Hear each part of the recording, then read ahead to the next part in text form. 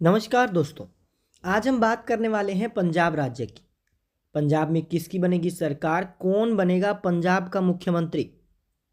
आज पंजाब राज्य की संपूर्ण 117 विधानसभा सीटों की बात करेंगे और आपको बताएंगे कि आखिरकार पंजाब की वर्तमान स्थितियां है क्या।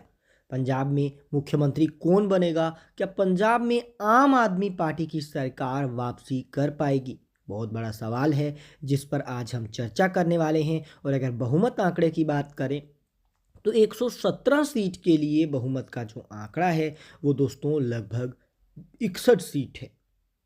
और दोस्तों आपको बता दें कि पंजाब में अभी वर्तमान में आम आदमी पार्टी की सरकार चल रही है और आम आदमी पार्टी की सरकार प्रचंड बहुमत के साथ चल रही है, जो सरकार 2022 के चुनाव में कांग्रेस को हरा करके बनी थी। वहीं अब चर्चा ये बन रही है कि आम आदमी पार्टी की सरकार को काफ़ी विरोध का सामना करना पड़ रहा है। तो इस विरोध के अंदर इस विरोध को भुनाने में कामयाब कौन होगा, क्या कांग्रेस की सरकार पंजाब में फिर बनेगी या जो बीजेपी है वो इस सरकार को बनाएगी। आज की इस वीडियो में संपूर्ण सीटों पर चर्चा करेंगे, लेकिन उससे पहले आप सभी से एक छोटा सा निवेदन करना चाहेंगे। इस वीडियो को लाइक, चैनल को सब्सक्राइब याद से कर दीजिए, ये बिल्कुल ही फ्री है। सबसे पहले हम बात बरनाला की 3 सीटों की कर लेते हैं। बरनाला जिले की 3 सीटों में से दोस्तों बीजेपी का खाता नहीं खुलेगा, आम आदमी पार्टी का खाता नहीं खुलेगा, लेकिन कांग्रेस पार्टी 2 सीटें बरनाला के अंदर हासिल कर सकती है और एक सीट दोस्तों शिरोमणि अकाली दल भी हासिल कर सकता है। बात फतेहगढ़ की करें, फतेहगढ़ साहिब के अंदर दोस्तों 3 सीटें आती हैं और हैरानी की बात है बीजेपी आम आदमी पार्टी का खाता नहीं खुलेगा। जो वर्तमान में अभी सरकार में है आम आदमी पार्टी, उसे ही बड़ा झटका पहले जिले में लग रहा है। 2 सीटों पर कांग्रेस पार्टी, मात्र एक सीट शिरोमणि अकाली दल भी हासिल कर रहा है। बात अगले 2 जिलों की करें तो अगले 2 जिले हमारे सामने हैं, जिसमें पहला जिला तो है फाजिल्का। फाजिल्का में है 4 सीटें। 4 सीटों में से दोस्तों एक सीट पर भारतीय जनता पार्टी के खाते के अंदर जीत जाने की संभावना बन रही है, तो एक सीट आम आदमी पार्टी भी हासिल कर रही है। बात करें कांग्रेस की तो कांग्रेस को 2 ही सीटें मिलने की संभावना बन रही है। अगर बात अगले क्षेत्र की करें, अगले जिले की करें तो है फिरोजपुर। 6 सीटें फिरोजपुर के अंतर्गत आती हैं, जिसमें एक सीट पर भारतीय जनता पार्टी, एक सीट पर आम आदमी पार्टी, 3 सीटों पर कांग्रेस पार्टी और एक सीट शिरोमणि अकाली दल हासिल कर सकता है। अगर बात करते हैं दोस्तों अगले 2 जिलों की, तो अगला 2 जिले हमारे सामने जो निकल कर आ रहे हैं, जिसमें पहला जिला तो मोगा जिला है, जिसमें दोस्तों 4 सीटें आती हैं। पंजाब मोगा के अंदर 4 सीटें हैं, जिसमें एक सीट पर बीजेपी, एक सीट पर आम आदमी पार्टी और एक सीट पर कांग्रेस, तो एक सीट पर शिरोमणि अकाली दल। यानी कि चारों को एक एक सीट मिल रही है। बहुत जबरदस्त टक्कर यहां पर देखने को मिल रही है। बात मुक्तसर की जाए, मुक्तसर के अंदर आती हैं दोस्तों 4 विधानसभा की सीटें।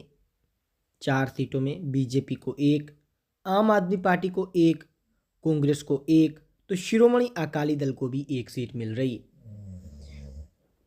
अगर बात की जाए दोस्तों अगले 2 जिलों की, तो अगले 2 जिलों के अंदर दोस्तों SBS नगर आ रहा है, जहां 3 सीटें हैं। दूसरा आ रहा है संगरूर, जहां 5 सीटें हैं। SBS नगर में 3 सीटों में कांग्रेस पार्टी को एक सीट, शिरोमणि अकाली दल को एक सीट और बीजेपी को भी एक सीट मिल रही है, लेकिन सत्ताधारी आम आदमी पार्टी का सुपड़ा साफ हो रहा है। बात संगरूर की करें 5 सीटों की, दोस्तों 4 सीट पर बीजेपी आगे है संगरूर में। आम आदमी पार्टी है और शिरोमणि अकाली दल साफ, और एक सीट पर कांग्रेस के खाते में भी जीत जाने की संभावना।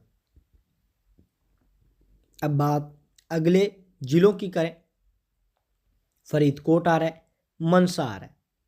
फरीदकोट में आती हैं दोस्तों 3 सीटें, जिसमें 2 सीटों पर आम आदमी पार्टी के खाते में जीत जा रही है, एक सीट पर कांग्रेस के खाते में जीत जा रही है और शिरोमणि अकाली दल का खाता नहीं खुल रहा। बात मनसा की 3 सीटों की करते हैं, तो 2 सीटों पर आम आदमी पार्टी, एक सीट पर कांग्रेस पार्टी, शिरोमणि अकाली दल का खाता नहीं खोल रहा। यानी आम आदमी पार्टी दोनों सीटों पर मजबूत है और दोस्तों कहीं ना कहीं आम आदमी पार्टी फिर से वर्चस्व जो है वो लड़ रही है, वर्चस्व की लड़ाई जरूर लड़ रही है। बात SMS नगर की करें, रूपनगर की करें। SMS नगर में आती हैं 3 सीटें और रूपनगर में भी 3 ही सीटें हैं। दोस्तों एसएमएस नगर की तीन सीटों की अगर बात करें तो कांग्रेस पार्टी एसएमएस नगर में बहुत मजबूत है और दोस्तों तीनों की तीनों सीटों पर एसएमएस नगर में कांग्रेस खाता यहां पर खोलेगी और जीत भी हासिल करेगी। कांग्रेस 3 सीटों पर जीत हासिल करेगी। बात रूपनगर की 3 सीटों की कर ले, Aam Aadmi party 1 seat, Congress party 2 seat, Shiromani Akali Dal के खाते में 0 सीट जाने की संभावना रूपनगर से बनती देखने को मिल रही है। वहीं दोस्तों अगर हम बात करते हैं अगले 2 जिलों की, जिसमें पहला जिला बठिंडा है तो दूसरा है अमृतसर जिला। पहले जिले बठिंडा में आती हैं 6 सीटें, जिसमें आम आदमी पार्टी 3 सीट तो कांग्रेस पार्टी भी 3 सीट हासिल कर रही है। शिरोमणि अकाली दल का खाता नहीं खुल रहा, बीजेपी को भी यहाँ पर बड़ा झटका लग रहा है। हालांकि बीजेपी पंजाब में उतनी मजबूत नहीं है जितना हम बड़ा झटके की बात कर रहे हैं, लेकिन फिर भी एक पार्टी को 0 सीट मिलना कहीं ना कहीं उसका अपमान ही है।